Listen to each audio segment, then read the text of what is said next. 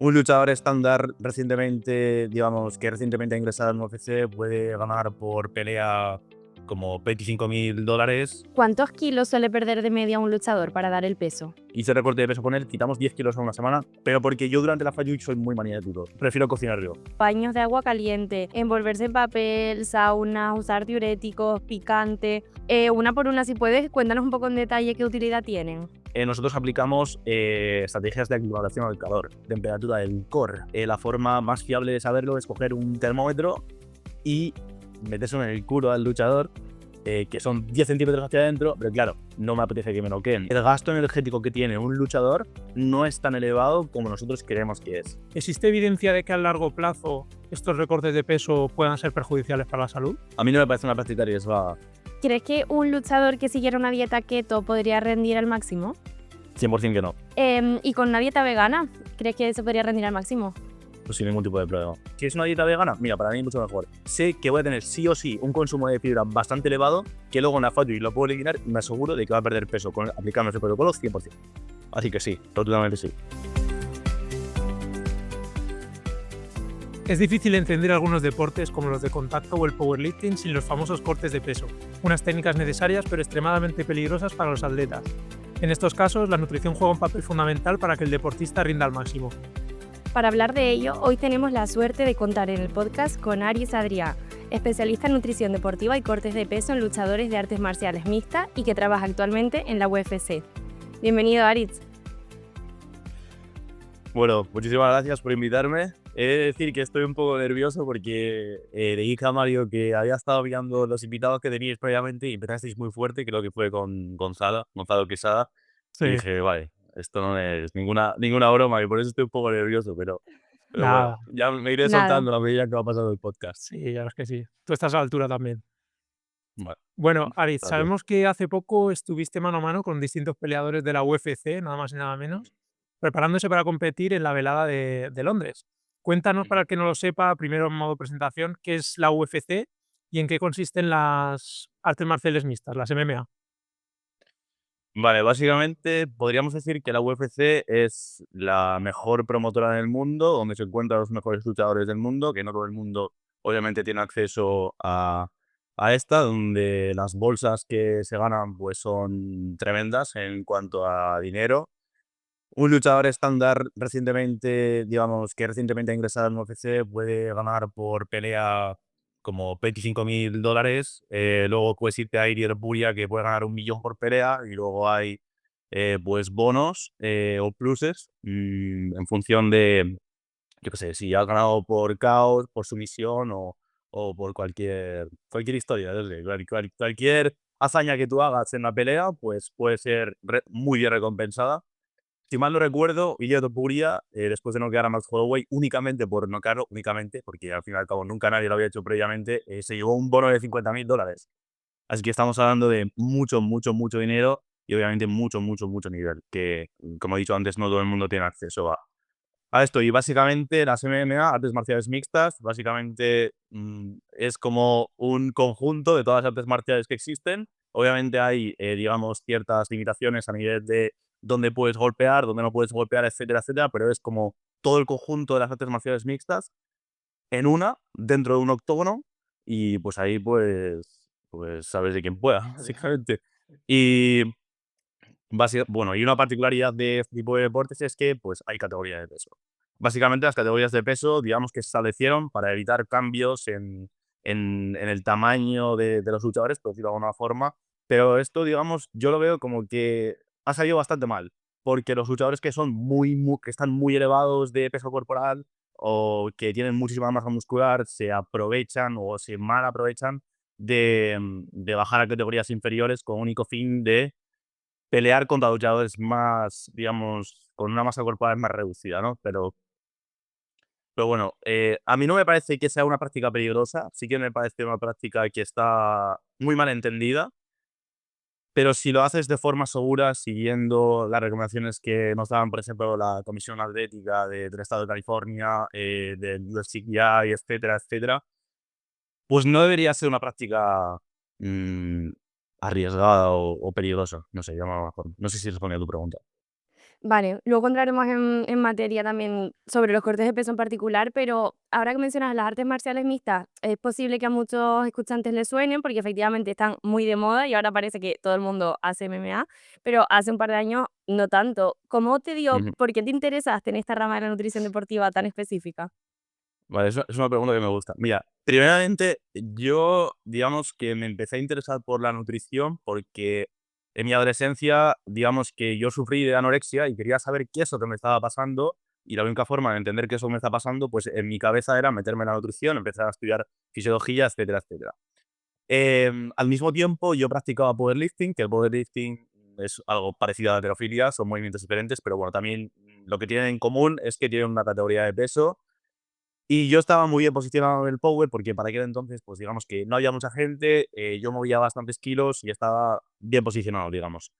Y mi buena posición en el powerlifting, con yo empezar a estudiar nutrición, pues digamos como que me llevó directamente a trabajar con personas que practicaban powerlifting, que tenían una categoría de peso. Entonces empecé a investigar sobre esto, era algo que me gustaba porque digamos, me pone nervioso y si no me pone nervioso, pues me aburro y si me aburro, pues dejo de hacerlo y lo típico, ¿no? Pero claro, me involucré mucho en el estudio de las entradas en categorías de peso y llegó un momento en el que digo, vale, ¿cuánto corta un powerlifter en una semana? ¿Qué te digo? Un 3% del peso corporal, 1,5 kilos, 2 kilos. Y claro, a mí ya me terminó aburriendo porque digo, quitar 2 kilos en una semana es que es algo es que es muy sencillo, es muy, muy aburrido. Entonces dije, vale, ¿dónde están las personas que más peso cortan? En la de MMA. Y dentro de las MMA, o sea, ¿qué es lo máximo a lo que yo puedo aspirar? UFC. Y entonces fue en ese momento, el año pasado además, fue el año pasado, que dije, vale, pues me quiero meter en las MMA, no me conocía ni Dios y quiero llegar a UFC. Y pues bueno, este fin de semana ha sido mi primera vez en UFC, Wow. básicamente. ¿Y cómo fue más, si hacemos zoom en esta última parte que has dicho de ya tenías claro que estabas un poco centrado en las MMA, tu objetivo era llegar a la UFC, ¿cómo Sí. fue? ¿Qué pasos diste para llegar a la UFC concretamente? Vale, pues mira, primeramente hice como investigación por Instagram y entré en la página de WOW, entré en diferentes promotoras y vi, vale, cuáles son los mejores luchadores o luchadores que tienen, digamos, futuro en estas promotoras o en la MMA en general y voy a escribirles. A mí no me conocía nadie, no tenía background. Entonces empecé a escribir a uno, a otro, pues algunos me dejaban visto, otros no me dejaban visto, etcétera, etcétera. Hasta que me entró mi primer luchador, que me entraron dos a la vez, que uno es Imad Bouamri, que es un luchador, justo era profesional, además, y luego el otro era Alejandro Manzorro. Y dije, vale, ya tengo dos, y a partir de aquí tengo que empezar a escalar esto de alguna forma. La gente tiene que empezar a conocer, etcétera. Empecé a hacer recortes de peso con ellos, y obviamente a mí me daba rabia porque yo el conocimiento lo tenía, pero no tenía, los contactos, o no tenía los clientes que me podían llevar a tener más clientes. Entonces, bueno, empecé a hacer recortes de peso con ellos, todo iba bien, fui con Imad a Londres a hacer mi primer recorte de peso, digamos, face to face, salió todo muy bien, lo subieron a su Instagram, me vino otro, etcétera, etcétera. Pero resulta que en esa pelea que yo fui, me fijé en los mejores luchadores, digamos, sin menospreciar a mi luchador, obviamente, en los mejores luchadores de esa velada. En esa velada había, digamos, como en juego $50.000, eran $50.000. El que ganaba se llevaba $50.000. Entonces yo me empecé a fijar en ellos, a ver quiénes son, etcétera. Y cada vez que aparecía en la pantalla el nombre, lo buscaba en Instagram y lo seguía. Y iban pasando las rondas, y hasta que yo vi a un luchador brasileño que se llama Wesley Maya, que dije: "Vale, eh, no ha ganado, pero es que me transmite muy buena energía, me cae bien y no le conozco, le voy a seguir, le voy a escribir, voy a hablar con él", etcétera. Después de la velada, él lo ganó, ¿vale? Em, Después de la velada le escribí, le pregunté, no, le di la enhorabuena por el rendimiento que había tenido, y creo que aunque no había ganado. ¿Qué más te dije? No me acuerdo qué le dije. No sé, hablé con él y le pregunté sobre su corte de peso. Y el cabrón me dejó en visto. Y dije, vale, venga, no me jodas. Y resulta que 3 semanas después, yo vivo en Dubái, yo vi que él venía a Abu Dhabi con una luchadora suya, ¿vale? Entonces le volví a escribir y le dije, oye, estoy viendo que estás viniendo a Abu Dhabi, nos gustaría conocerte, etcétera, etcétera. Quedamos, digamos, como que conseguí trabajar con él, volví a Londres a hacer otro recorte de peso. Segunda vez que hago un recorte de peso en Londres. Entonces, él es bastante famoso, o al menos tiene mucha influencia en su gimnasio, ¿vale? Hice recorte de peso con él, quitamos 10 kilos en una semana, es algo que a mí no me gusta, que ya entraremos después a esto. Y se empezó a correr la voz, a correr la voz, a correr la voz. Y después de esto, yo digamos que ya tenía bastante más confianza en mis conocimientos y en lo que yo era capaz de aplicar. Entonces dije, vale, creo que estoy preparado para escribir luchadores de UFC. Le escribí a un luchador de UFC y yo después de haberme, digamos, comido tantos vistos por Instagram, dije, vale, bueno, tío, le voy a volver a escribir a este y seguramente me van a dejar en visto y me cago en la leche. Y le hablé y me contestó y me dijo, venga, para adelante. Y yo, vale, ya está, ya tengo mi primer luchador de UFC. Y es en Londres. Y luego, a 4 semanas de competir, yo sabía que había otro luchador de UFC que entrenaba en el gimnasio de este luchador brasileño que os he dicho, que siempre, digamos que lo pasa fatal para entrar. Y le escribí. Y me dijo que sí. Entonces dije, vale, ya está. Me he coronado. O sea, mi primera vez tiene UFC y tengo que hacer 2 recortes de peso a la vez. Y esto es básicamente el resumen de cómo he llegado a UFC, pues digo, a lo mejor. Desde luego el que las quiere las consigue, ¿eh? Madre mía. Pero Joder. muy bien, o sea, eso es confianza plena en ti, vamos. Sí, o sea, sí, podría decirse, pero yo no sé cuánta gente he escrito, pero muchísima gente. He escrito a muchísima, Bueno, muchísima gente. pero al final hay alguien que siempre da la oportunidad y ese es el momento que hay que aprovechar. Y 100%. Arif, has dicho que trabajaste también con algunos de WoW, que para el que no lo conozca es como la UFC, pero de España, por así decirlo, ¿no? A nivel nacional. Sí, sí, ¿Y eso es. qué diferencias has visto respecto a la UFC de Londres en cuanto a recursos, posibilidades, ayudas que puedas recibir de cara a mejorar el rendimiento del deportista? O sea, yo no he estado presencialmente haciendo un recorte de peso en WoW. No sé qué es lo que le dan, lo que proporcionan a los luchadores en términos de días de bebidas.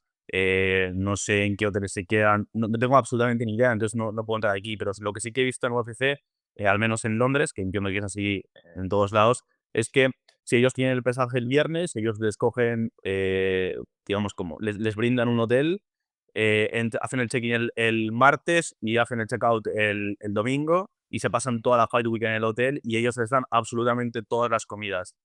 El nutricionista del UFCPI se pone en contacto con el nutricionista del luchador, en caso de que tenga un nutricionista fuera de la UFC, y digamos que ambos nutricionistas hablan y el nutricionista al otro nutricionista le dice, pues necesito estas cantidades en estas comidas, necesito esta cantidad de sodio, etcétera, etcétera, y ellos te dan todas las comidas para toda la semana. Toda la semana. Y aparte de eso, en el momento que tú haces el peso, ellos te dan las bebidas para rehidratarte, te dan comidas para recargar después, etcétera, etcétera. No sé, me parece que cuidan mucho al luchador. Obviamente ellos no pueden evitar activamente el hecho de que no se hagan estos recortes de peso tan agresivos que hacen muchos luchadores, que yo no estoy a favor, por cierto. Pero claro, sí que les cuidan mucho. También hay médicos, hay enfermeras, etcétera. No sé, ¿Y los cuidan mucho. qué has echado en falta? Absolutamente nada. Sinceramente, absolutamente nada. O sea, es que me parece que está todo muy, muy, muy, muy bien organizado. Muy bien organizado. En UFC no he de menos absolutamente nada. También he de decir que cuando he dicho que el nutricionista del UFCPI se pone en contacto con el nutricionista del luchador en este caso, yo no me puse en contacto con el nutricionista del UFCPI, pero porque yo durante la Fight Week soy muy maniático, en el sentido de, o sea, quiero que se coma exactamente lo que yo digo, con las cantidades que yo digo, entonces prefiero cocinar yo. O sea, de hecho, yo a mi luchador le cociné y el otro luchador tenía la suerte que es de Londres y él podía cocinar en su casa. Entonces yo dije, no, yo paso, yo te cocino las comidas y así, más que nada por mi salud mental. No porque no confíe en ellos, sino porque soy muy maniático, muy, muy maniático. Hmm. Y en la práctica, todos estos días, ¿qué ha sido lo que hacías, sin entrar en mucho detalle, que entraremos ahora, en el día a día, ahí mano a mano con el luchador? O sea, realmente, la Fight Week, ¿vale? Empieza, o sea, si el pesaje es el viernes, la Fight Week empieza 7 días antes, que es el viernes previo, que todavía no han entrado al hotel.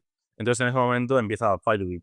Y a niveles prácticos, pues yo una vez le entrego el protocolo, que entiendo que entraremos después a los protocolos, yo le entrego el protocolo y simplemente lo que voy a ir haciendo es ir viendo si se respeta una tasa de pérdida de peso diaria durante toda la semana para hacerme a la idea de cuánto va a tener que deshidratarse el último día el luchador.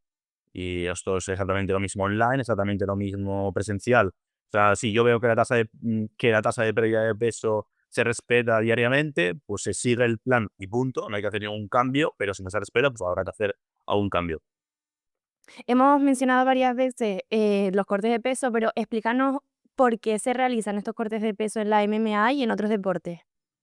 O sea, básicamente, los recortes de peso se hacen porque, o sea, es decir, en el momento que se establecieron las categorías de peso para que hubiese una igualdad en cuanto a masa corporal entre luchadores, como he dicho, eh, esto se utiliza muy mal. Es decir, luchadores que están muy pasados de peso quieren bajar una categoría de peso que no les corresponde, entre comillas, o no entre comillas, es que cada uno esto lo puede entender de una forma totalmente diferente. Entonces de aquí surgen los recortes de peso, básicamente. O sea, es que no sé cómo explicarlo, pero sería básicamente eso. Siempre queda un poco esa duda de si se debería quitar por proteger al deportista. ¿Tú qué opinas? Antes mencionabas que para ti no consideras que sea una práctica arriesgada si se hace bien, ¿no? A mí no me parece una práctica arriesgada. Sí que es cierto. O sea, digamos que tenemos números que nos da la USCPI, que básicamente nos dicen el límite superior de peso corporal a perder durante la Fight Week, podríamos estar hablando de un 10% del peso corporal, que en un lightweight tiene que pesar 70 kilos, pues son 7 kilos por encima, no, son 7 kilos por encima. Em, Esto, digamos, entre 10 y 7 días antes, pesar un 10% del peso corporal por encima de la categoría de peso no habría ningún tipo de problema. El martes previo al pesaje, con el pesaje del viernes, estar un 7,8% por encima del peso corporal es algo dentro de la normalidad. Y el día previo al pesaje, estar un 5,5% del peso corporal por encima, también estaríamos hablando de normalidad, ¿vale? Pero la cosa es, ¿en qué condiciones estás llegando a estos, digamos, a estos números, ¿no? Por decirlo de alguna forma. Porque tú puedes empezar un campamento muy pesado, tienes que reducir la ingesta energética muchísimo, con el único fin, entre comillas, muy entre comillas, con muchos matices, llegar a este 10% por encima de la categoría de peso, a 10, 7 días antes de la competición. O sea, del pesaje, perdón.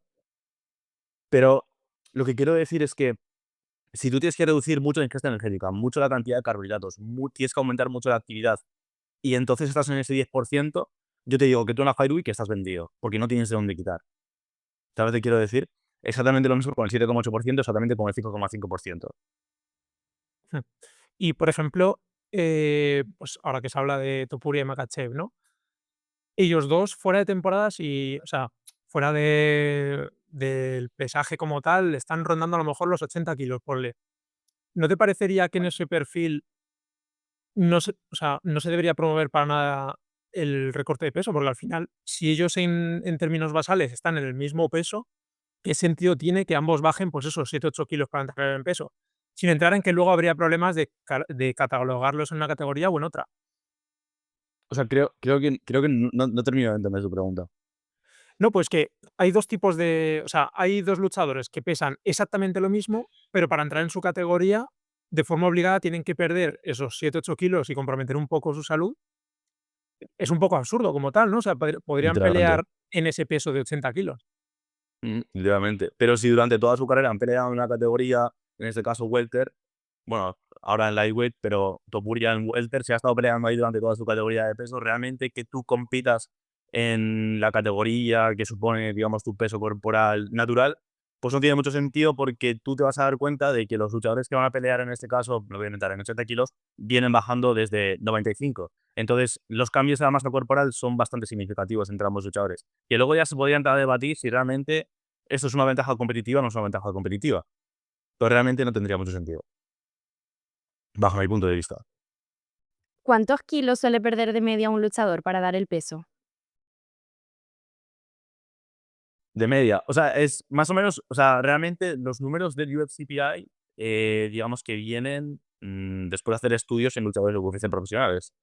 Y eso te digo, es que es relativo, absolutamente todo relativo. Es 10%, la semana de la Fight Week es el límite superior. En un lightweight, pues son 7 kilos. En un welter, pues son aproximadamente 6 kilos, aproximadamente. Esos son los números. Si es menos, siempre es mejor, 100%. ¿Y cuántos kilos recupera antes de la pelea?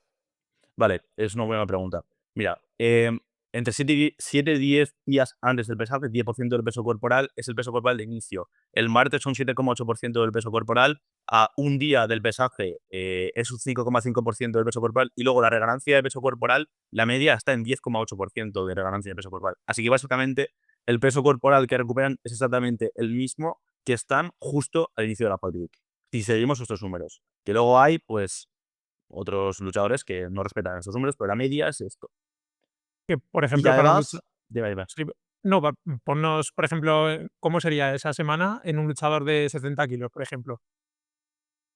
Vale, pues en este caso, mira, justo mi luchador es Lightweight, ¿vale? Él empezó el campamento, o él empezó a trabajar conmigo en diciembre y peleó en marzo, así que había muchísimo tiempo. Y él empezó con un peso natural, digamos, de 83, creo. Y yo le dije, vale, mira, teniendo en cuenta que tenemos mucho margen, yo sí que pondría, bajo unas condiciones, llegar a un 10% por encima de la categoría de peso en viernes previo, que en este caso serían 77 kilos.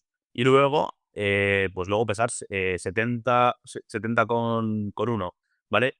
E ir viendo durante la Fight Week si la tasa de peso si la tasa de pérdida de peso se respeta.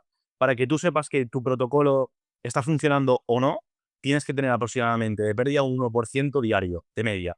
Obviamente, pues habrá días que no pierdas un 1%, habrá días que pierdas un 0,5% y días que pierdas un 1,1% o 1,2%, pero la media tiene que ser un 1%, ¿vale? Y lo que te digo, si vamos viendo que esta tasa de pérdida de peso se respeta, pues, pues seguimos adelante.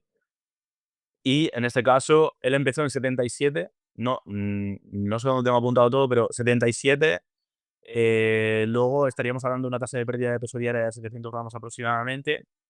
Entonces sería 77, 76,3, etcétera, etcétera, etcétera. Y el día previo, pues el día previo estaba en 73,6, la noche justo antes de empezar, digamos, la sudoración activa y demás, sudoración pasiva en este caso, que es absolutamente, que no es nada, eran 2,6 kilos, que eso te lo quitas en una hora y media, si tú quieres. Antes de seguir, acláranos un poco, que lo has mencionado varias veces, que es el UFC PI. Es el Performance Institute. Digamos, es donde están los investigadores, pues, bueno, investigadores en relación a fisioterapia, nutrición, entrenamiento. O sea, ahí están, o sí, o sea, para mí, los mejores investigadores en relación a las artes marciales mixtas están dentro del UFCPI, que el UFCPI está en Estados Unidos, en México y no sé dónde más. Vale, y, acabas de comentar cómo sería la pérdida de peso en la semana previa, pero dándole un poco más hacia atrás, los meses anteriores, desde el campamento, ¿cómo lo vas enfocando? Vale, a mí me suele gustar dividir esto en tres. Primero tenemos la fase de pérdida de peso crónica, ¿vale? Que es pues una pérdida de grasa normal que puede hacer una persona que quiere una recomposición corporal y ya está. Pero aquí la diferencia es que tienes que estar moviéndote en una línea muy delgada en la cual tú tienes que perder peso todas las semanas y además tienes que mantener rendimiento y digamos, maximizar las cosas al entrenamiento. ¿Vale? Y esto podríamos estar hablando de una duración de 6 10 semanas aproximadamente, ¿vale? Luego viene la Fight Week o AWL, Acute Weight Load, ¿vale? Que es todo aquello por debajo de 7 días. De 7 días para abajo, todo es Acute Weight Load. Y luego la tercera, a mí me suele gustar llamarlo la tercera, es cuando empezamos con las deshidrataciones, etcétera, etcétera, que sería RWL, Rapid Weight Loss, ¿vale? Y esto es, pues básicamente, horas de lo que tardas en dar el peso la noche previa. Y luego ya vendría la ganancia de peso corporal. Vale, ya estamos en la última semana, la semana clave. Desde el punto de vista solo nutricional, después entraremos en el resto de técnicas, solo el nutricional, ¿qué modificaciones hacéis? Vale, aquí hay que entender una cosa. En nutrición, al menos en lo que a mí me respecta, absolutamente todo es relativo. Es decir, es relativo a qué estoy haciendo previamente, ¿vale? Porque tu dieta, la baseline, digamos, tiene que cumplir ciertos requisitos para que la Fight Week sea exitosa o simplemente para que en la Fight Week no te mueras, ¿vale? Entonces, el plan nutricional previo tiene que tener, entre comillas, una alta cantidad de energía, una alta cantidad de carbohidratos, una alta cantidad de fibra, podríamos estar hablando 30-50 gramos de fibra en un plan nutricional, ¿vale? También que esta persona esté acostumbrada a beber bastante agua, digamos. No podría decirte exactamente cuánta cantidad de agua tiene que beber cada luchador, pero sí que está acostumbrado a beber una cantidad de agua bastante elevada porque luego utilizaremos un protocolo de carga y descarga de agua que al fin y al cabo, si esta persona no está acostumbrada, tú imagínate, tú tienes un luchador que consume 1 litro de agua al día y esta persona es lightweight y luego tiene que pasar de un día para otro a consumir 7 litros por día durante 3 días, pues obviamente esto pues va a ser un jaleo para él. O sea, no está acostumbrado, le va a sentar mal, va a estar como destemplado. Entonces, bueno, o sea, tiene que estar acostumbrado a esto, básicamente. Vale, entonces, luego, nosotros tenemos diferentes protocolos que podemos utilizar, ¿vale? Tenemos la reducción del consumo de fibra o la dieta baja en residuos, tenemos una depleción de glucógeno también, tenemos la carga y descarga de agua, tenemos las sudoraciones activas y sudoraciones pasivas y la manipulación de sodio, ¿vale? Pero es lo que siempre digo, de donde no hay, no se puede quitar. Es decir, si previamente ya estás en una dieta es que lo he visto, 1.300 calorías, que solo consumes proteína, que no consumes vegetales porque te da miedo consumir vegetales porque vete tú a saber por qué. Entonces, claro, ¿qué haces en la Fight Week? Y exactamente, Aritz, ¿cuál es el protocolo ese de carga y descarga de agua y sodio? Porque sí que nos suena a lo mejor de otros episodios hablarlo con gente de, por ejemplo, el fitness y demás, pero ¿qué diferencias hay aquí y cómo lo hacéis a grandes rasgos, sin entrar en mucho detalle? O sea, básicamente, en la literatura solo existe un protocolo de carga y descarga de agua. Solo hay uno. O sea, si tú ves algo diferente a esto, literalmente se lo han inventado. Entonces, básicamente el protocolo es, durante 3 días consumir 100 mililitros por kilo de peso corporal al día, de agua, en este caso, un lightweight que pesa 77, pues serían 7,7 litros de agua, ¿vale? Y luego la restricción de fluidos, que serían a 15 mililitros kilo, que son aproximadamente 1 litro o 1,1 litros aproximadamente. Es este el único protocolo que existe en la literatura. Lo que he dicho, si hay algo diferente a esto, no, o sea, se lo han inventado literalmente, ¿vale? Y solo hay un estudio, ¿vale? Luego hay estudios de casos, que estudios de caso o sí, estudios de caso, em, que implementan este protocolo, ¿vale? Entonces, la cosa es, en el estudio que evaluaban cuál es la tasa de pérdida de peso corporal después de hacer, este protocolo de carga y restricción de fluidos, había 2 grupos, el grupo Waterloo y el grupo control. El grupo Waterloo consumía 100 mililitros por kilo por 3 días y 15 mililitros por kilo el último día, ¿vale? Esta es la restricción. Y el otro grupo consumía 40 mililitros kilo y la restricción era exactamente la misma. Y lo que se vio era que la pérdida de peso corporal del grupo Waterload era un 3,2% y el grupo control, en este caso, era un 2,3% del peso corporal, lo cual es bastante. Entonces, la conclusión que se puede sacar aquí es que tú puedes moverte en una escala móvil de 40 mililitros kilo a 100 mililitros kilo y que vas a ver pérdidas de peso corporal casi al 100% y bastante significativas, ¿vale? Luego, la restricción de sodio depende, o sea, realmente, em, ¿cuánto sodio estás consumiendo previamente? ¿Tienes un consumo de sodio bastante elevado previamente? Sí, no. Si es que sí, pues a lo mejor el hecho de restringir un poco el sodio los últimos 2 días podría ayudarte digamos, expulsar un poco más de agua extra, o tu composición del sudor, digamos, son los típicos salty sweaters, creo que se dice, que tienen mucha cantidad de sodio en el sudor, pues a lo mejor si la restringes también puedes tener una pérdida significativa de peso corporal, en torno a un 1 a un 2%. O si tienes la presión arterial elevada, pues a lo mejor sí que es cierto que el hecho de restringir el sodio los últimos días podría ayudarte. Pero si tú eres una persona normal, que consumes una cantidad normal de sodio, ya te digo yo que digamos, la pérdida de peso proveniente de esta restricción no va a ser significativa, incluso puede ser nula, ¿vale?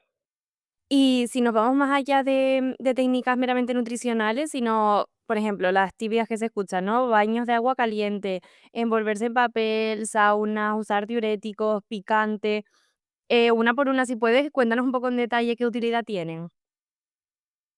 Vale, esto ya se utiliza el último día. Las últimas horas se utiliza para expulsar la cantidad de peso corporal restante, ¿vale? Entonces, digamos, esto podría ser seguro si tienes que quitarte menos de un 5% del peso corporal, que son los datos que nos da la University Eye. Y básicamente esto puede ser, tú puedes hacer sudoración activa o sudoración pasiva. Sudoración activa, básicamente, que tú estés haciendo práctica deportiva para aumentar la temperatura del core y empezar a producir sudor y evaporar sudor para así tener una pérdida de peso, ¿vale? Esto lo puedes hacer haciendo el path work, puede ser haciendo cinta, puede ser haciendo bici estática con el sauna sweep, simplemente deporte, aumenta la temperatura del core, producción de sudor, pérdida de peso corporal, ¿vale? Todos tienen sus beneficios y sus desventajas. En este caso, una desventaja es que te puede dejar una fatiga residual que a lo mejor luego el día de la pelea tú lo puedes, digamos, notar. También puede dejarte bastante daño muscular que luego de cara a la reposición de glucógeno, digamos, como que no podría ayudarte del todo. Básicamente necesitarías más tiempo para recuperarte y el tiempo es limitado. ¿Vale? Luego, aparte de esto, también tenemos las saunas. Puedes hacer la sauna seca, la sauna húmeda, puedes hacer bañeras, puedes hacer el wrap, que son básicamente pues, la momia o envolverte en toallas. Y la UFC, bueno, luego también tienes la sauna portátil y luego también tienes, es exactamente lo mismo que el wrap, pero es como sauna blankets, que te lo da la UFC o te lo compras tú. Que básicamente es lo mismo, pero es electrónico. Entonces, pues bueno, simplemente es exponerte a esto y perder peso. Personalmente, a mí el que más me gusta es la bañera, porque de todos los protocolos que hay, de sudoración pasiva, es el que más te permite bueno, es que el que te permite evaporar sudor. Evaporar el sudor para que haya este cambio de líquido a gas y que pueda haber una reducción de la temperatura corporal, ¿vale? Y luego lo que tienes que hacer, independientemente de cuál es el protocolo que tú utilices, es calcular cuánto tiempo tarda tu luchador en producir sudor y si hay digamos, una repetición en el tiempo, o sea, es decir, voy a explicar, me estoy explicando bastante mal. O sea, primero, tú en el momento en que, imagínate, en este caso bañera porque es la que más me gusta. No sé si hay sesgo o no, pero es la que más me gusta. Tú metes a tu luchador en la bañera, ¿vale? Y tienes que esperar, o sea, tú le metes y pones y enciendes el cronómetro, ¿vale? Y tienes que, la primera sudoración, de forma prácticamente obligatoria, se tiene que dar entre 5 y 7 minutos, ¿vale? Básicamente lo que tardas en aumentar la temperatura del core y empezar digamos, a que pase el sudor por la glándula endocrina y se vaya, bueno, evaporando el sudor, ¿no? Entre 5 y 7 minutos. Todo lo que esté por encima de 5 a 7 minutos, esto ya puede ser un signo de que, o un síntoma de que tu luchador está medianamente deshidratado ya, ¿vale? A partir de estos 5 o 7 minutos, todas las sudoraciones siguientes se tienen que dar en máximo 90 segundos, ¿vale? Entonces tú en el cronómetro le das a inicio y luego le das, creo que es set, creo que es set en el cronómetro del iPhone, que van apareciendo todas todo el tiempo, va siguiendo ahí. Y tú tienes que ir viendo todo el rato que se respeta eso. Todo, todo, todo, todo el rato. Todo lo que esté fuera de eso, mal asunto. Y En eso eso es dime. En ese momento que ya, pues eso, ya estamos en las últimas, recordando el peso en los últimos momentos, ¿cómo controlas durante esos últimos días la salud del deportista? No sé si mides algunas variables en particular. Vale, esto hay que medirlo durante todo el campamento. ¿Vale? Es decir, tú tienes que tener una media de cuál es la presión arterial de esa persona, de cuál es la frecuencia cardíaca basal o en reposo de esa persona y cuál es la saturación de oxígeno de esa persona en reposo. Para tenerlo en cuenta de cara al recorte de peso para que nunca jamás se salga de esos rangos o si en el momento que se sale de esos rangos, cómo actuar. Entonces, la cosa es, tú tienes que medir la presión arterial al día durante 3 veces porque, aunque se llamen constantes vitales, no son constantes. O sea, es decir, en función del día, del momento del día, la temperatura corporal puede ser una o puede ser otra, la presión arterial puede ser mayor o menor en función del día, etcétera, etcétera. Entonces, durante el hot bath, en este caso, lo que hago yo es medir constantemente la presión arterial, la frecuencia cardíaca y la saturación parcial de oxígeno. Entonces, ¿con qué frecuencia lo mido? Pues básicamente, aproximadamente cada 10 minutos lo voy midiendo. No sé si es mucho o es, bueno, poco no es, pero no sé si es mucho, pero yo lo mido constantemente porque no quiero que pase absolutamente nada, ¿vale? Entonces, si yo veo que se sale de los rangos o si se sale de la media que nosotros hemos establecido previamente, lo único que tengo que hacer en ese momento es parar el recorte de peso, sacar al luchador, que se siente y en el momento que las constantes vitales vuelvan a esa media que nosotros hemos establecido durante todo el campamento, seguir. Pero tienes que seguir sí o sí porque tienes que dar el peso, ¿vale? Ya. O sea, y más allá de esto, me refiero, midiendo estas constantes, pues, por ejemplo, presión o cualquier sea, si ya ves que salen, vamos, que no salen en unos rangos adecuados, ¿cómo actúas? Si podría implicar un riesgo. O sea, si podría implicar un riesgo mortal. Bueno, no sé, un riesgo para su salud, no sé si hasta el punto de mortal, pero un riesgo para su salud, sí.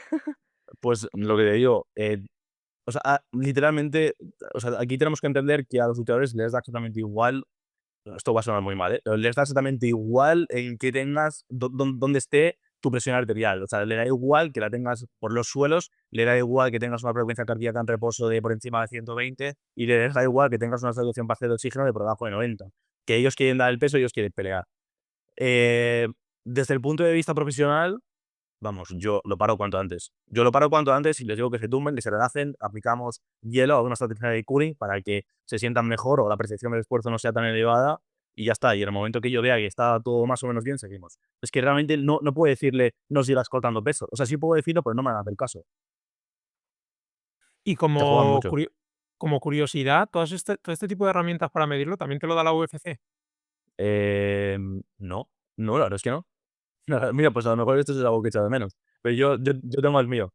Yo tengo el mío y yo me lo llevo siempre conmigo y ya está, y lo utilizo. De hecho, yo he estado un mes en Londres, obviamente no he podido ver todos los días a los 2 luchadores, pero siempre que yo me he reunido con ellos, pues he medido constantes y he ido anotando en un papel cuáles son, digamos, las medidas, ¿no? Que tenemos de media. Porque también otra cosa interesante de los hot baths, exposiciones al calor, etcétera, es que nosotros aplicamos estrategias de aclimatación al calor. Que esto es de suma importancia, que deberían hacer absolutamente todos los luchadores que se van a exponer a esto, tienen que aclimatarse al calor, sí o sí. Entonces, durante la aclimatación al calor, básicamente, yo voy midiendo también estas constantes y voy viendo cuál es la respuesta que tiene, en este caso, la presión arterial, saturación parcial de oxígeno, frecuencia cardíaca, durante todo el protocolo, ¿vale? Y luego quiero ir viendo si día a día estas respuestas van cambiando o estos números van cambiando para una misma exposición al calor. Y luego para tener en cuenta también durante el último día de recorte, em, si esto se sigue manteniendo, si estamos en rangos un poco más saludables o si la aclimatación al calor se ha dado, se ha dado básicamente. Aquí hay algo que es realmente bastante gracioso, que una de las medidas que tengo que tener yo en cuenta es la temperatura del core. La temperatura del core, digamos, en un ambiente fuera de laboratorio, la forma más fiable de saberlo es coger un termómetro y metérselo en el culo al luchador, que son 10 centímetros hacia adentro, pero claro, no me apetece que me noqueen. Entonces, realmente, eh, no puedo medir la temperatura del core, porque sí que es cierto que durante toda la aclimatación tenemos que ir viendo cómo esa temperatura del core se va reduciendo, pero claro, yo esto no lo puedo medir. O sea, sí puedo, pero no tan por la labor, obviamente. Ya. Y una vez que ya has dado el peso en la báscula, ¿cómo empieza a comer y a beber el atleta? Lo primero de todo depende de cuál ha sido, no, de cuál es el estado de hidratación en ese momento. Eh, Primeramente, lo que se hace es, digamos, o sea, no sé si se dice formular, pero se establecen ciertas bebidas con diferentes composiciones, ¿vale? Pues hay algunas que tienen más sodio, menos sodio, que tienen más densidad, menos densidad, etcétera, etcétera.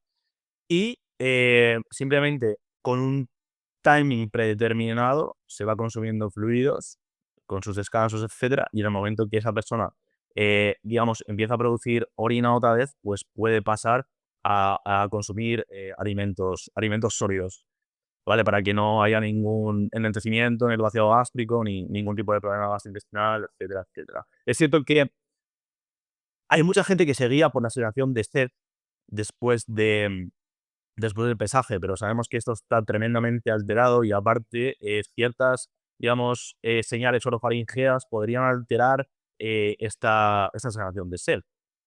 Entonces, realmente, esto es como en los deportes de resistencia que tú puedes digamos, tener un protocolo de hidratación preestablecido o simplemente guiarte por la sed. Pues en este caso es exactamente lo mismo. Tienes que tener un protocolo preestablecido con un timing preestablecido que no puedes salirte de ahí. Y en el momento que tú, lo que digo, empiezas a producir orina, te sientes bien, etcétera, etcétera, pues puedes pasar a comer comidas sólidas. El objetivo no debería de ser una ganancia de peso corporal maximizada. Simplemente yo lo que le dije a mis luchadores es, no te vuelvas a pesar, no sé si está bien o está mal, yo diría que no está mal, simplemente céntrate en que absolutamente todo lo que consumes te sienta bien. Y simplemente sigue el plan que yo te he pasado.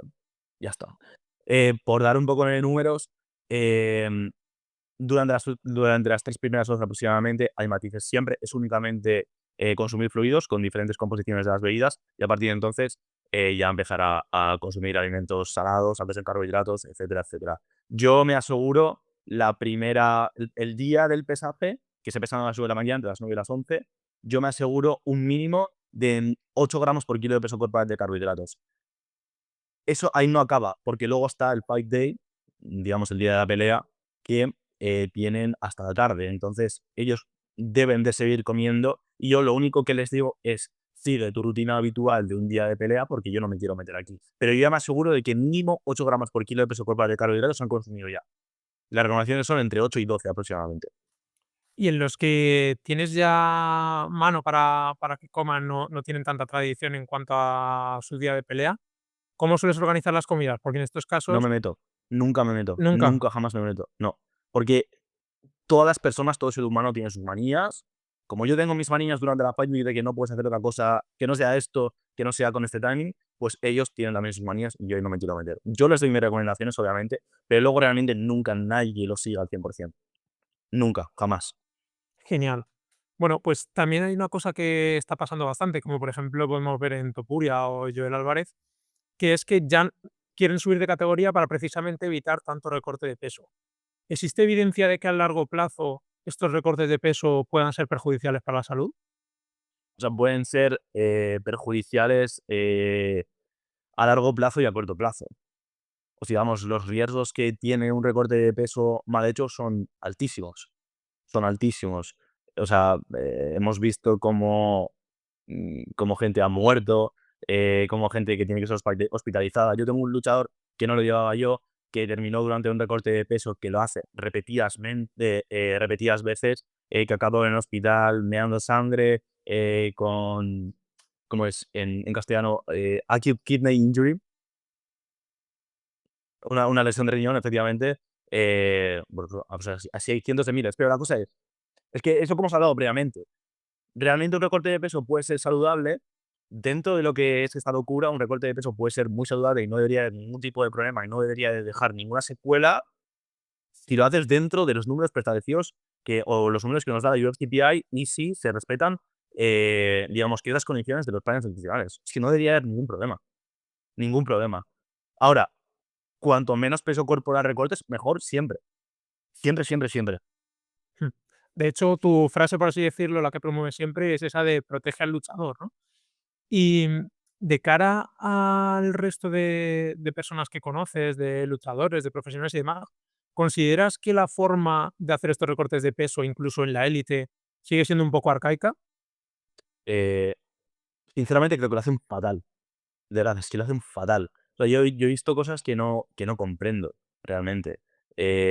Luchadores haciendo 2 comidas por día, luchadores consumiendo 1200 calorías durante todo el campamento, luego llegan a Fight Week y a ver qué hago ahora. Luchadores que salen del pesaje y lo primero que hacen es comer. Fue increíble en Londres. Salen del pesaje y lo primero que hacen es ir a Bupper a comer salchichas y alubias. O sea, es como que hay mucha falta de conocimiento en este campo. Por ejemplo, mira, el luchador que yo tenía, que es Lon Kavanagh, que es flyweight, la UFCTI le debió de decir que tenía que perder un poco de masa corporal, de masa muscular en este caso, porque él estaba, digamos, demasiado grande para su categoría de peso y realmente este recorte de peso ha sido un chiste. Es que ha sido un chiste. O sea, ha sido el mejor recorte de peso de su carrera. Literalmente, únicamente tuvo que deshidratarse, bueno, que hacer en sauna 2,5 kilos. O sea, realmente, a mí esto lo que me da a entender es que la práctica no se en la práctica no sé, digamos, o sea, no sé, me parece que está todo mal. Me parece que la gente se complica mucho, demasiado, se complica demasiado. También es cierto que la presión que tú sientes, en este caso como nutricionista, es muy elevada. Y de cara a la toma de decisiones, también puede afectarte muchísimo. Por ejemplo, yo sí que sentí durante toda la Fight Week esa presión, y antes de la Fight Week también sentí esa presión, y sí que es cierto que me afectó a mi toma de decisiones. Pero, ¿por qué es UFC? Porque realmente es una persona más, es un recorte de peso corporal, es un recorte de peso más que lo he hecho durante toda mi vida prácticamente, y no debería haber ningún tipo de problema. Pero a mí personalmente me afecta mucho eso. Pero es normal, o sea, que genera mucha presión porque depende de ti, ¿no? O sea, porque si el luchador no da el peso, no compite y ya está, ¿no? Es que Sí, yo básicamente. creo, perdona, que es de los deportes que quizá haya más responsabilidad por parte del nutricionista. Porque yo qué sé, en el fútbol, por ejemplo, por muy mal que lo hagas, al final puede tener un buen día y nadie se da cuenta. Pero aquí, como lo hayas hecho mal, es cierto que, bueno, pues Mira, puede no dar el peso directamente.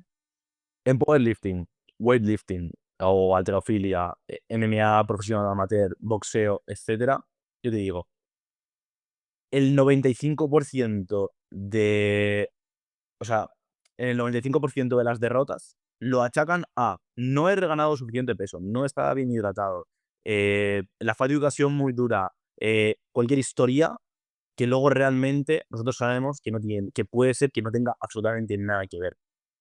¿Se me entiende lo que quiero decir? Porque realmente, mira, la diferencia de las personas que ganan y pierden en una pelea de MMA profesional, en UFC, la diferencia de peso corporal, 0,1% de diferencia. ¿Qué te dice esto? Que da exactamente igual cuánto peso reganes, que tú puedes ser que pierdas por otros motivos. O sea, los números que hemos dado antes de 10% 7 días antes, 7,8%, el martes previo 5,5%, el día previo y un 10,8% de ganancia de peso corporal serán los luchadores que ganan y pierden. ¿Se me entiende lo que quiero decir? Porque los luchadores, o sea, no sé por qué, pero se vuelven locos en el sentido de, quiero perder cuanto más peso posible durante la Fight Week porque yo pienso que cuanto más peso pierda, más peso voy a reganar y por lo tanto voy a ser más grande en la jaula y tengo más probabilidades de ganar. Pero es que esto no es así. Esto no es así. O sea, es que es todo lo contrario. Cuanto menos recortes, mejor. Me da igual quién seas. Cuanto menos recortes, mejor. Siempre, 100%. Y, por ejemplo, respecto a otros deportes, hemos visto que tenéis mucha más responsabilidad. ¿Tú crees, no hace falta que nos des cifras, que está mejor remunerado, por así decirlo, que, por ejemplo, el fútbol, que sabemos que no lo está para nada? O sea, ¿a qué te refieres? ¿Que el MMA está Pues mejor que, por remunerado que ejemplo, el fútbol? en el fútbol no es tan relevante como tal, siéndolo también, la El profesión del papel de nutricionista. nutricionista, Ujú. mientras que en la UFC sí, y en el fútbol está mal pagado, por lo que sé en general, incluso en equipos de primera división. Sin que nos digas nada, ¿crees que en la UFC sí que está mejor correspondido, por así decirlo? O sea, hay que tener en cuenta de que aunque yo trabaje con luchadores de UFC, yo no pertenezco a UFC. A mí me paga el luchador de forma, digamos, independiente. Pero sí que es cierto que obviamente un luchador de UFC tiene una capacidad adquisitiva bastante mayor que un luchador profesional que pelee en WoW en este caso, que no estoy, digamos, desmeritando a ningún luchador que pelee en WoW, porque WoW es muy buena promotora, pero yo, porque es la primera que me viene a la cabeza. O un luchador amateur que pelea en su pueblo, básicamente. Entonces, eso yo creo que depende de con qué luchador te encuentres. Pero sí que es cierto que fuera de España se paga mucho mejor, mucho Ya. mejor, mucho mejor. Por cerrar con el tema de los cortes de peso, de estos riesgos que podrían haber y qué ocurre si no se hacen adecuadamente, me imagino que también incluso el riesgo de lesión podría aumentar, o sea, hacer un corte de peso muy profundo, digamos, podría generar que ese jugador, que ese atleta se lesionara. Mira, por ejemplo, o sea, no sé si seguís la MMA, pero hace nada tenía que pelear Islam Makhachev Mm, con, con con Charukian, Sarukian. Mm. efectivamente. Y él se lesionó durante el recorte de peso porque estaba deshidratado y no peleó.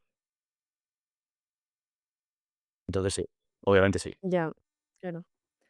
Y bueno, ya saliéndonos un poco de los cortes de peso, si nos vamos a la dieta en general de un atleta de MMA, ¿Cómo sería más o menos? ¿Cuáles son esas características principales a nivel de reparto de macronutrientes, etcétera? Vale, mira, hay que tener en cuenta de que la dieta de un luchador o, digamos, en este caso, la nutrición de un luchador de UFC, me da igual, que tengan que recortar mucho peso, se basa en un déficit energético. Siempre están en déficit energético, siempre, menos el día de la ganancia de peso corporal y menos la semana posterior o 2 semanas posteriores que están en su cuenta. Entonces, o sea, que van por su cuenta. Entonces, realmente lo primero de todo es un deporte de estar en déficit energético sí o sí constantemente, ¿vale? Entonces, tu cuerpo quiere energía, no le importa de dónde provenga, muy entrecomilladamente, ¿vale? Pero básicamente, si tú encuentras un luchador que está consumiendo 4,5 gramos por kilo de peso corporal de carbohidratos durante el campamento, puedes darte un canto a los dientes, ¿vale? Luego, respecto al consumo de proteínas, al menos lo que yo utilizo, lo que se ve en los estudios de caso, etcétera, que sé que no son los estudios más fiables, eh, en torno a 1,5 gramos por kilo de peso corporal de proteína. Y el consumo de grasa, yo personalmente lo dejo bastante, bastante, bastante reducido durante todo el campamento para dar prioridad absoluta a los carbohidratos, porque al fin y al cabo es un deporte altamente glucolítico. Entonces, yo personalmente 0,5 gramos por kilo de peso corporal durante todo el campamento hasta que llega la Fight Week, que ya, pues digamos, empezamos a hacer pues cambios, sí, cambios en la distribución de macronutrientes, ¿vale? Entonces, luego hay que tener en cuenta también que, como he dicho antes, es un deporte de déficit energético. Entonces, eh, a mí me gusta hacer campamentos bastante largos para que la tasa de pérdida de peso semanal sea en torno a algo sostenible, sería 0,7%, 1% de peso corporal semanalmente, ¿vale? Que esto, digamos, que corresponde a un 10 a un 15% de déficit energético aproximadamente, ¿vale? E ir haciendo modificaciones semana a semana si es que son necesarias. Eso sería fuera de campamento, ¿vale? Pero luego también hay que tener en cuenta que los luchadores, tú da igual, quien sea, un profesional va a trabajar con un luchador y le pregunta al luchador, vale, ¿cuántas horas entrenas? Y te dicen 7, 7. Vale, y luego tú vas al gimnasio, porque yo al gimnasio a verlo, y realmente no son 7, no son 6, no son 5, no son 4, no son 3, ni siquiera son 2, ¿vale? Porque llegan al gimnasio y lo primero que hacen es calentar, hablar con el de al lado, luego se ríen un rato con quien sea, cogen el móvil un rato y luego ya sí que tienen 30 minutos que son altamente explosivos y altamente demandantes. Entonces, realmente, el gasto energético que tiene un luchador no es tan elevado como nosotros creemos que es. Sí que es cierto que entrenan mañana y tarde, pero el total de tiempo diario es mucho más reducido, Y ¿vale? para el día a día, así en un campamento que tiene, por ejemplo, esas 2 sesiones de media hora, 1 hora súper intensas, ¿cómo organizas la comida de antes, si metes algún tipo de entrenamiento, y la de después? Ponos algún ejemplo. Vale, esto también depende un poco del luchador, ¿vale? Porque al menos lo que yo me he encontrado es que por las mañanas puedes tener sesiones de wrestling o de grappling o de jiu-jitsu o cualquier historia y dices, mira, yo prefiero ir de ayunas porque coma lo que coma, me voy a sentir un poco pesado y no me apetece estar con el desayuno aquí, en este caso, que luego tú puedes darle un snack así de pequeño que dicen, buf, es que me siento súper lleno. Entonces, bueno, hay luchadores que prefieren consumir algo antes y hay luchadores que prefieren consumir absolutamente nada antes. Entonces, básicamente, a mí personalmente me gusta hacer comida pre, comida post, comida en el medio, comida pre, comida post. Y si es un precama. Digamos, para mí eso sería lo óptimo, ¿vale? Para que tenga una disponibilidad energética durante todos los días o disponibilidad de carbohidratos durante el día entero, ¿vale? Em, entonces, bueno, eso es lo que yo haría, ¿vale? Luego en la práctica tú puedes ver cosas diferentes. Puedes ver luchadores que hacen 2 comidas al día, luchadores que hacen 4 comidas al día. Te puedes encontrar de todo. Pero personalmente, pre, post, comida del medio, pre, post y precama. Eso es lo que hago yo. ¿Por qué? Porque también es muy importante tener en cuenta que durante la Fight Week, sí, sí, sí, sí o sí, vas a tener muchas comidas durante el día. Porque también vamos a jugar con la frecuencia de comidas, porque también vamos a jugar con el volumen de cada una de las comidas. Entonces, si tú ya previamente durante el campamento te acostumbras a hacer 5 o 6 comidas al día, que luego hacer 5 o 6 comidas durante la Fight Week te da exactamente igual, porque es lo mismo. Entonces, yo siempre animo que se haga esto. ¿Y eres partidario de algunos suplementos para los deportistas? Lo único que utilizo con este tipo de deportistas podría ser alguna solución de carbohidratos durante el entrenamiento, obviamente creatina, betalanina, o nitratos y cafeína, en caso de que sea necesario. Sí, Vale. ¿Y crees que un luchador que siguiera una dieta keto podría rendir al máximo? 100% que no, 100% que no. Simple, la respuesta, ¿la tenías clara? No, básicamente. Sí, Y por lo que has explicado, ¿no? De la sí. disponibilidad energética de carbohidratos, que es un deporte muy explosivo, muy glucolítico. Ujú, ujú. Además, sabemos que a medida que la intensidad de ejercicio aumenta, la disponibilidad de oxígeno disminuye y si la disponibilidad de oxígeno disminuye, la producción energética por parte de las grasas en este caso, pues puede ser bastante, no sé cómo decirte, es mucho más reducida, mucho más reducida. Y si lo vemos ya por cuánta cantidad de energía se genera por cada digamos, por cada oxígeno utilizado, el rendimiento es mucho mayor con los carbohidratos, con la glucosa en este caso, que con los ácidos grasos. ¿Y hay algún luchador que te lo haya pedido de seguir una dieta keto o conoces No, alguno que la siga? No, ¿no? no, no, A ese nunca. nivel es que sería complicado. ¿Y con una dieta vegana? ¿Crees que se podría rendir al máximo? Pues sin ningún tipo de problema. O sea, al fin y al cabo, cuantos más cereales integrales consumas, mejor para la salud de rendimiento, para la salud del deportista, si tienes una buena salud. Obviamente, seguramente esto se vea también, se verá reflejado en el rendimiento del deportista. Aparte, una dieta vegana no tiene por qué ser low carb. O sea, es decir, no, mayormente suele ser una dieta muy alta en Al contrario. carbohidratos. Efectivamente. Entonces, realmente sí que cumple los requisitos perfectos. Además, si es una dieta vegana, mira, para mí mucho mejor. Sé que voy a tener sí o sí un consumo de fibra bastante elevado, que luego en la Fat Week lo puedo eliminar y me aseguro de que va a perder peso aplicando ese protocolo 100%. Así que sí, rotundamente sí. Qué bueno. Sabemos además que hay distintos perfiles de luchadores, unos más de fondo, otros más explosivos, que intentan noquear pronto al rival. ¿La dieta cambia en función del perfil de peleador que sea? 100% no. Aquí lo que va a marcar la diferencia es qué es lo que haces durante la Fight Week, ¿vale? Porque si tú en la Fight Week tu dieta previa está bien estructurada. El recorte de peso es muy, muy, muy suave, muy smooth. Das el peso sin ningún tipo de problema. Eres responsable después del pesaje, te quedas en casa, recargas, etcétera, etcétera. No debería haber ningún tipo de problema en tu rendimiento ni en tu recuperación. Pero si tú has tenido un recorte de peso que es extremadamente duro, tú empiezas a consumir fluidos y de repente tienes calambres, la filtración por parte del riñón no es buena, la cantidad de carbohidratos que estás consumiendo no te entra bien porque estás muy deshidratado, etcétera, etcétera, entonces vas a tener un problema en la jaula 100%. 100%. Puede afectar al rendimiento. O sea, es que me da exactamente igual qué tipo de luchador eres, si eres más explosivo o menos explosivo, si quieres terminar el primer round en el último, me da exactamente igual. Si tú el recorte de peso, si tú lo acabas en el recorte de peso, la vas a cagar en la jaula. Porque tú puedes tener el mejor campamento de tu vida que si llega a la Fight Week y la cagas en la Fight Week, se acabó. Eso también igual lo que digas. Porque hay luchadores que yo he tenido que no trabajaban conmigo previamente, que a mí me han dicho, yo he tenido un recorte de peso tan duro, me he deshidratado tanto, 10 kilos en un día, y esto no es mentira, em, que el día de la pelea, o sea, bueno, lo primero, no podía consumir fluidos porque me dolía, obviamente no me puedo hidratar bien, tardo mucho más en recuperarme. En caso de que te recuperes, y luego el día de la pelea, en el momento en que se ponen en guardia o reciben un golpe en el estómago o cerca de los riñones, tienen un dolor tremendo. Tienen un dolor tremendo. Entonces esto no les permite luchar en condiciones. ¿Se me entiende lo que quiero decir? Sí, sí, sí. Incluso imagino que al propio Claro. descanso también, ¿no? Que a su vez, Por pues supuesto, empeora también luego la preparación para lo que es el combate. efectivamente. Mm. Vale, pues como todo el mundo se puede imaginar, las MMA son un deporte que tiene un estrés importantísimo y encima en una pelea pues tienes lesiones, tienes cortes, tienes inflamación por todo el cuerpo. Después de esto, ¿puede la nutrición ayudar a recuperar mejor? Lo que he dicho antes, es un deporte de déficit energético. Cuanto el déficit energético sea menor, o digamos esa brecha energética sea mucho más reducida, mejor. Tienes más probabilidades de recuperarte, tienes más probabilidades de tener una sostenibilidad con el plan, que lo puedas mantener en el tiempo y seguir perdiendo peso sin ningún tipo de problema. Obviamente sí, Mm. obviamente sí.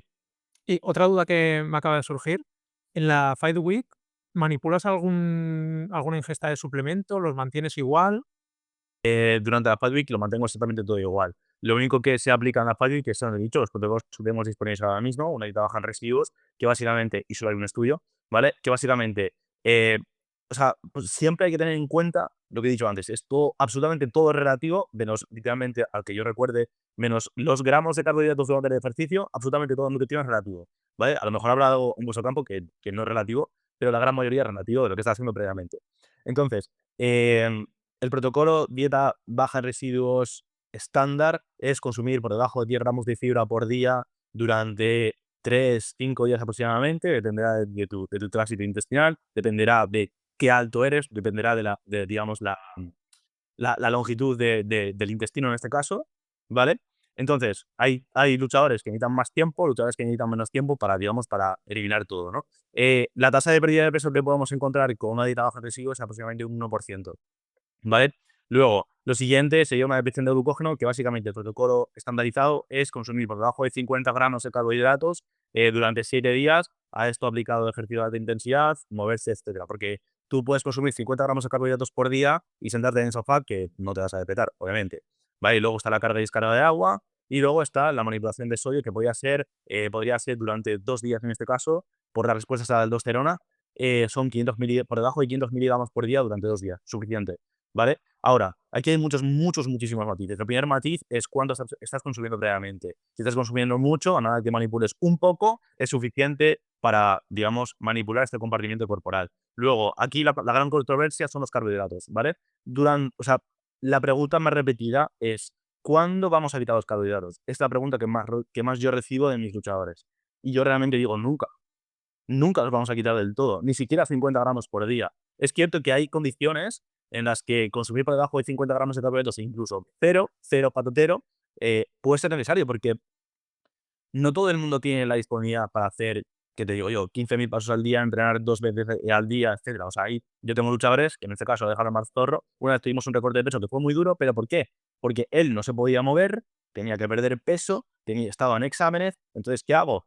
O sea, no puedo hacer magia, no puedo decir, vale, pum, ya está, esto es vacío. Entonces, hay casos y casos, pero por norma general, hay que tener en cuenta también cuáles son los objetivos de una Fight Week. Un objetivo de una Fight Week, según un luchador, puede ser únicamente dar el peso. Pero es que realmente el objetivo de la Fight Week no es dar el peso. El objetivo de la Fight Week es recuperarte de todo el campamento, mantener todas las adaptaciones que hemos generado durante todo el campamento y llegar a tu peak performance el día de la pelea. Para eso necesitas energía. ¿Se me entiende lo que quiero decir? Aparte, es cierto que el gasto energético que tiene un luchador no es tan elevado como nosotros creemos, pero sí entrenan 2 veces al día. Sí hacen tiradas de 5 o 10 kilómetros, correr 5 o 10 kilómetros, sí que yo les pauto pasos, etcétera. Entonces, realmente, tú puedes conseguir un estado de presión bastante elevado, reduciendo un poco los carbohidratos a lo que vienes haciendo previamente. Por ejemplo, Loon, que es flyweight, estaba consumiendo fuera de campamento 300 gramos de carbohidratos, lo cual es bastante para un flyweight. Tú me estás diciendo que si yo te bajo durante la Fat Week a 150 gramos, no manteniendo la misma actividad y reduciendo un poco la ingesta energética, tú me estás diciendo que no te vas a vaciar, al menos parcialmente. ¿Se me entiende lo que quiero decir? Hmm, Eso es sí. así. Y ya has comentado algunos así por encima, incluyendo a también los peleadores de la UFC, ¿cuáles son los principales errores respecto a la dieta que sueles ver cuando empiezas a trabajar con ellos? Lo primero son planes nutricionales muy restrictivos durante todo el campamento. O sea, porque ellos tienen esa mentalidad de soy un guerrero y cuanto peor lo pase, mejor. ¿Vale? Pero realmente no. Pero bueno, básicamente, dietas muy restrictivas durante todo el campamento. Las Fat Weeks son un caos total. O sea, literalmente, hay luchadores que consumen 3 batidos de proteína al día durante la Fight Week y se acabó la historia. Y luego ya el último día se quitan 6 o 7 kilos en la sauna, han dado el peso y se acabó la historia. Eso, o sea, no sé. O sea, es que hay mucha falta de conocimiento, eso que he dicho previamente. Entonces, las cosas se hacen muy mal. Muy mal. Bueno, mucho trabajo por hacer, pero bueno, yo creo que poco a poco se irá mejorando este aspecto también, que se está mejorando en todos los deportes. Vale, pues más allá de las propias MMA, sabemos que también has trabajado mucho con atletas de powerlifting e incluso algunos culturistas. Explícanos primero, para ponernos en contexto, ¿qué es el powerlifting? El powerlifting básicamente es un deporte que se mide digamos, cuántos kilos levantas en total con 3 movimientos, que son la sentadilla, banca del peso muerto. El que más peso levante, digamos, es el que gana. Tiene 3 intentos por cada uno de los movimientos y ya está. Eso es el powerlifting, básicamente. Bastante parecido a la halterofilia. De manera sintética, ¿en qué se diferenciaría el abordaje nutricional del powerlifting en relación a las MMA? Mira, la periodización nutricional de un power, o sea, es una línea recta. Literalmente. O sea, tú empiezas aquí a trabajar como un profesional, tú llegas aquí a la semana previa y es así. Literalmente. O sea, no tienes que hacer absolutamente nada. Luego llega la semana de recortes, si quieres que recortar algo, recortas, si no quieres que recortar absolutamente nada, sigues con tu plan literalmente de principio a fin, es una línea recta. O sea, es tremendamente aburrido. Línea recta. Ya está, no tienes que hacer Claro, absolutamente nada más. porque es un Asegúrate deporte. un... Dime. No, perdona. Que por aclarar que es un deporte que va por categorías de peso, que eso O no sea, lo sí, hemos sí, mencionado. es Mm. cierto, es cierto, es cierto. O sea, creo que lo hemos mencionado previamente, pero bueno, sí, tienen categoría de peso, pero cuanto menos recortes en este deporte, obviamente mucho mejor. Asegúrate de tener un mínimo de energía disponible, un mínimo de carbohidratos disponible, tira millas. No tienes que hacer absolutamente nada más. Literalmente, es que no tienes que hacer nada más. El gasto energético que tiene un power son 200 calorías por entrenamiento. Ya. Ya, Así que es que los ya. cortes de peso entonces serían, o sea, dirías que son menos agresivos, ¿no? Que en MMA. Mucho más, mucho más. Y si puedes no hacerlo, es mejor. Claro. O Sí, sea, o sea, mira, el todo el protocolo que se tema utiliza en sauna, sí. Power, dime. No, No, perdona. no, no, que va, que va, que va, que va. O sea, no deberías utilizarlo, ¿pero por qué? Porque el tiempo que tienes para recuperarte es muy reducido. O sea, Muy, porque el tienes 2 pesaje también horas es más cerca del momento de la el de mismo día. competir, ¿no? Vale. O sea, tú desde que te pesas hasta que empiezas tienes 1 hora y media. En MMA tienes 24 35 horas. Si eres luchador de MMA profesional, te pesas por la mañana y peleas por la tarde. También puede ser que tú seas luchador de MMA amateur y te peses por la mañana y pelees esa misma mañana. Eso depende. Pero bueno, sí, que en Power básicamente tienes 1 hora y media entre que te pesas y empiezas la competición y ya está. Cuanto menos peso recortes, mejor. Si puedes no recortar, mejor. Si puedes seguir tu plan nutricional baseline durante toda la temporada, mejor, ya está, no te compliques la vida. Es muy sencillo, muy, muy Y sencilla. en el contexto del powerlifting, ¿a qué alimentos darías más importancia para un óptimo rendimiento? Eh, como para absolutamente todos, carbohidratos, 100%. Los O reyes. sea, no me puedo decir nada más. ¿Y algún suplemento? Eh, yo te diría que únicamente creatina y cafeína. Ya está. De verdad, o sea, el power es muy sencillo. O sea, es decir, no sé si está bien que diga esto, pero es que cualquiera lo puede hacer. O sea, una persona que acaba de salir del grado y sabe cuadrar macros y a voleo pone una cantidad de energía que le da la típica fórmula de Harris Bennett, ya está, lo puede hacer. Punto. Bueno, luego, pues, hombre, saber hacer la dieta, ¿no? Que haya una adherencia ahí Sí, o sea, con el sí, pero me atleta. refiero, cualquiera lo puede hacer. O sea, Sí. literalmente cualquiera lo puede hacer. 100%. ¿Y 100%. cómo planificas la dieta en función de los distintos ciclos de entrenamiento? Que sabemos que eso va variando mucho. ¿Y qué En diferencias hay Power, respecto a la competición? o sea, realmente la cantidad de energía que gasta un Power bloque a bloque, yo diría que es prácticamente la misma. No es relevante, ¿no? No hay diferencias. Como has dicho antes, A es mí personalmente no me parece nada relevante. O sea, ¿qué vas a pasar de si me lo voy a inventar porque no soy entrenador, pero de pasar de hacer un bloque a 5 repeticiones a hacer un bloque a 2 repeticiones, ¿cuál es la diferencia de gasto energético que hay entre repeticiones? Te reiteramos la pregunta de antes. ¿Crees que un atleta de powerlifting podría rendir al máximo con una dieta keto? No, yo diría que no. Yo diría que no, 100%. Y si me vas a preguntar por una dieta vegana, 100% sí. De acuerdo. Y volviendo al tema de un poco del peso, sobre todo de la composición corporal, ¿hasta qué punto podemos permitirnos tener un extra de grasa corporal en favor de la masa muscular o debería también mantenerse a raya en el power? O sea, la cosa es, cuanto más optimizado tengas el ratio masa libre de grasa, masa grasa, mejor, siempre, tanto para la salud como para el rendimiento, como para cualquiera, y me da igual qué tipo de deportista seas. Ya está. También obviamente es importante dónde está ubicada esta grasa de cara a, digamos, marcadores de salud, etcétera. Pero cuanto más utilizado tengas el ratio masa libre de grasa, masa grasa, mejor. Siempre debe ser objetivo mejorar esto. Siempre. genial. Bueno, vamos ahora a un bloque un poco más personal para conocerte mejor. Sabemos que vives en Dubái. ¿Qué diferencias ves allí respecto a España en cuanto a la nutrición? Yo vi ahí que las MMA también, pues igual que aquí, estaban en auge, los luchadores son muy buenos, hay luchadores de UFC, etcétera. Claro, yo no tenía ningún tipo de background, entonces realmente yo no conseguí ningún cliente de Dubái que fuese luchador ni nada. Pero cuando conseguí uno, nuestras formas de ver la nutrición, o nuestra forma de ver la nutrición era literalmente opuesta. Entonces, esto lleva a confrontación, y esa confrontación lleva a que no trabajásemos juntos. Y esto pasa siempre. O sea, a mí me ha pasado siempre, siempre, siempre. Yo sé que es lo que hay que hacer. Esta persona tiene estos pensamientos por, digamos, eventos pasados. Yo no lo puedo cambiar. Y hacer cambiar de opinión a esa persona o que confíe en mí al 100% es bastante difícil. Entonces, realmente, lo que veo en Dubái, la principal diferencia que veo en Dubái en cuanto a la nutrición es que no hay absolutamente nada de conocimiento. No hay absolutamente nada de conocimiento. Y no están por la labor de cambiar su punto de vista. Mm. Vale, respecto al powerlifting, lo hemos comentado antes que llevabas a varios atletas, pero tú también has competido en este deporte, ¿no? ¿Qué tal te fue? O sea, bueno, es cierto, ahora casi ya no llevo powers, porque el año pasado, en abril, decidí hacer la transición, por lo que he comentado previamente. Entonces casi no llevo powers, no sé, como 5 o 6, quizá. Y el año pasado tenía 200 a la vez. Entonces, he pasado de un extremo a otro, literalmente. ¿Cuál era la pregunta? Ah, sí, que qué tal me fue. Pues sinceramente, para aquel entonces, bastante bien. O sea, bastante bien, no sé. Las marcas que yo tenía antes para mi categoría de peso, a día de hoy no valen para nada. Claro, ha Literalmente no mejorado valen mucho, para ¿no? nada.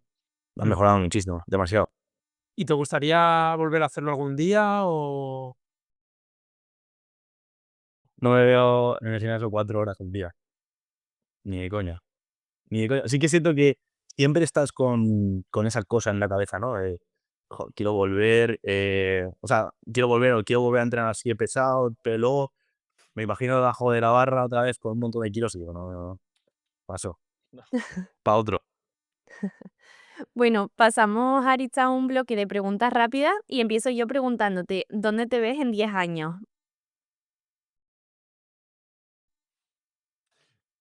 No puedo responderte porque no lo sé. No sé responderte. ¿O dónde te gustaría verte? En Estados Unidos, en UFCPI. Muy Bueno, bien. pues suerte. ¿Qué crees que podrías mejorar de tu dieta? De mi dieta, eh, de mi dieta como tal, lo que es la estructura de mi plan nutricional, nada, pero sí la continuidad o la constancia de respetar el plan. Porque sí que siento que mi dieta es medianamente vegana. Recientemente hice, digamos, esa transición, lo cual obviamente está bien, pero me falta esa constancia de mantenerla todos los días. ¿Sabes qué pasa? Es que me gustan mucho las hamburguesas. Entonces, claro, Bueno, oye, está bien. Bueno, poco a poco. ¿Cómo quieres que cambiara el paradigma de los cortes de peso en el futuro? sinceramente no lo sé, pero espero que cambie. O sea, es que no lo sé. O sea, espero que cuanto menos corten mejor, que los que son la viva imagen de las MMA o los que son referentes, espero que empiecen a hacer las cosas diferentes, o que al menos nos muestren cuánta cantidad de peso recortan ellos, porque realmente a mí siempre me rendían mis luchadores una publicación de ya sea Alexander Topuria en este caso, porque él pelea Bantamweight, que son 61,2 kilos y él fuera de temporada está en 76. Entonces, literalmente todos los luchadores que son amateurs o son recientemente profesionales me dicen: hostia, si este está haciendo esto, yo también puedo hacerlo, o tal. Pero entonces, claro, yo pienso, él es luchador de UFC, pelea 3 veces al año, hace 3 recortes de peso al año, tiene disponibilidad absoluta para hacer este tipo de recortes, que para mí sigue estando mal, ¿eh? No puedes compararte con él. Pero la cosa es que si estas figuras siguen mostrando esto, nunca jamás va a cambiar. Pero espero que cambie. Claro. Mójate, ¿Joel Álvarez o Topuria? Topuria. También lo tenías claro. Aritz, sugiérenos 2 o 3 recursos que puede ser, podcast, libros, papers, lo que te apetezca, sobre un poco, pues, corte de peso, principalmente, y si no, pues, bueno, power o MMA en general. El mejor libro para, digamos, introducirse en lo que son los recortes de peso, entender un poco la fisiología que hay detrás de los recortes de peso, porque a mí me parece que es lo más importante, entender qué pasa, cuándo puede pasar, por qué pasa y cuáles son, digamos, los diferentes, no sé si que modos de acción para, digamos, restablecer esa situación dañina que se ha generado. Si entiendes la fisiología, sabes qué hacer. Sería el libro de Making Weight de Jordan Sullivan. 100%. A partir de ahí, la literatura es muy escasa. No me preguntes por qué, porque no lo sé. Em, realmente no sabría decirte. Pero yo, o sea, yo casi toda la información que tengo, que aplico en luchadores, lo saco de deportes de resistencia.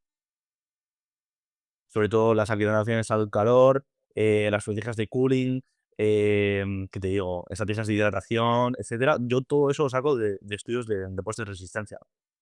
Luego, ¿qué más puedes aprender? Puedes aprender, o sea, cómo hacer una fase de pérdida de grasa, manteniendo la masa muscular en este caso y manteniendo el máximo rendimiento. Es decir, entender cuáles son, en este caso, el rey es Mario Gómez, las asociaciones metabólicas a pérdida de peso, Red S, etcétera, etcétera. Todo ese tipo de literatura, obviamente, siempre es bienvenida.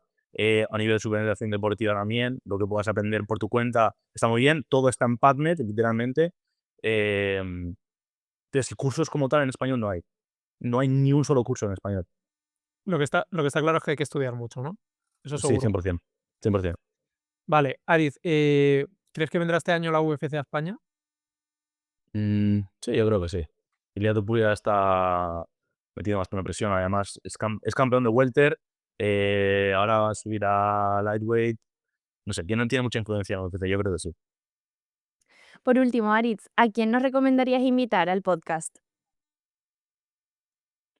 Mario Gómez no ha venido, ¿no? No, pero tenemos pendiente, sí. Mario Gómez, 100%.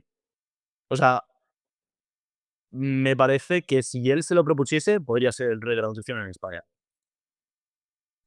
Sí, es un máquina, la verdad. 100%, 100%, 100%. A nivel de conocimientos, cómo explica todo, a mí me parece que si él quisiese, sería el rey, 100%, 100%. Si no, a mí me encantaría Aitor Biribay, Blue for Science. Adrián Castillo ha estado aquí. No, No, invitados está... están. Exacto. Ah, vale. Él también. Me encanta escuchar al doctor Avellán. ¿Avellán? Sí, me encanta escucharle. Eh, Marcos Rueda también, sería brutal. Y creo que poco más, porque los invitados que habéis tenido son muy buenos. Claro, hay que Bien, mantener gracias. el ritmo. La verdad es Muy que bien. Que sí. Bueno, Aritz, si quieren seguir conociéndote y escuchándote, ¿dónde pueden encontrarte? o sea, realmente yo redes sociales casi no uso, porque no me gustan. Pero mi Instagram es arif.makingweight y ya. Súper. Pues Aritz, muchísimas gracias. La verdad que ha sido un placer y yo creo que hemos aprendido un montón y estoy segura que nuestros escuchantes también. Nada, muchísimas gracias a vosotros. Genial. Gracias, Ariz. Hasta luego. Hasta luego. Pueden encontrarnos en Instagram en buenasmigas.podcast, RDL Nutrición y It's Planet Based. Guión de Mario Rey y Paula Marrero. Producción de Alejandro Granado. Nos vemos el próximo domingo.